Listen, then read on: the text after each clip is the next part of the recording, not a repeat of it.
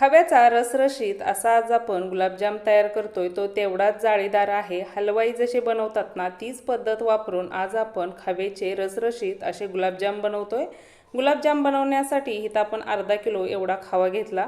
खवा घेतल्यानंतर खवा चांगला आपल्याला मळून घ्यायचा आहे। तो तळहाताने आपल्याला परातीला घासून घासून मळायचा आहे, तरच खव्यामध्ये ना एकदम छान असा मुलायमपणा येतो। आणि नंतर मग त्याच्यामध्ये आपल्याला मैदा मिक्स करायचा आहे। मैदा आपण इथं 4 चमचे एवढा घेतलेला आहे।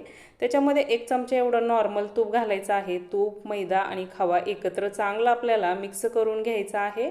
मिक्स झाल्यानंतर 1 चिमटभर आपण सोडा घेतलेला आहे। सोड्यामध्ये पाणी घालूनच आपल्याला हा सोडा घालायचा आहे, त्याच्यामुळे सोडा ॲक्टिव्ह होतो। नंतर मग सोडा घातल्यानंतर हा खवा आपण मळून घेतला। खव्याच्या पिठामधला एक छोटासा गोळा काढून घेतला, तो तळहातावरती मळून इथं आपण गुलाबजाम तयार करून घेतला। याच पद्धतीने आपण सर्व गुलाबजाम तयार करून घेणार आहे।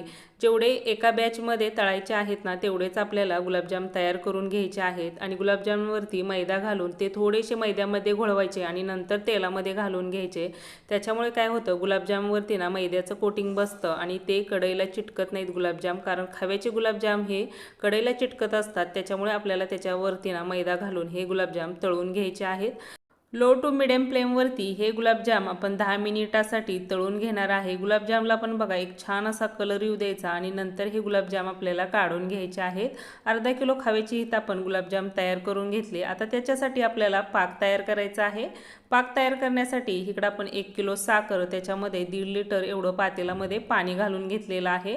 पातेला आपल्याला गॅसवरती ठेवायचं आहे आणि गॅसची फ्लेम फुल करून आपल्याला पाकाला एक चांगली उकळी घ्यायची आहे। नंतर पाक चेक करायचा आहे। गुलाबजामसाठी जो पाक पाहिजे ना, तो आपल्याला एकतारी असा पाक पाहिजे, जो आपण इथं करून घेतला। गॅस बंद केला आणि नंतर मग त्याच्यामध्ये आपल्याला खव्याचे गुलाबजाम घालून घ्यायचे आहेत। दोन्ही साईडला आपल्याला पातेल्याला पकडायचं आहे आणि पातेल्यामध्ये हे गुलाबजाम मिक्स करून अर्धा तास एवढे मुरवण्यासाठी ठेवायचे आहेत। अर्ध्या तासानंतर आपण गुलाबजाम चेक केलेले आहेत, तर गुलाबजामनी पण रस ऑब्झर्व करून घेतलेला आहे। रसरशीत असे हलवाई स्टाईल आपले गुलाबजाम तयार झालेले आहेत।